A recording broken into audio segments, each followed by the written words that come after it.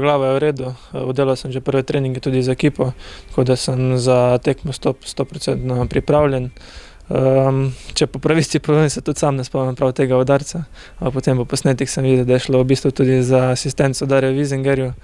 Prvi pogoj so ti naši principi, ki jih moramo izpolnjevati, potem da bomo igrali kot ekipa, ekipni duh, verjamem, da nas bo pripeljal do tako želenih 3 točk. Mura je ena zelo kakovostna ekipa, zna zelo dobro napadati, zelo dobro se zna braniti.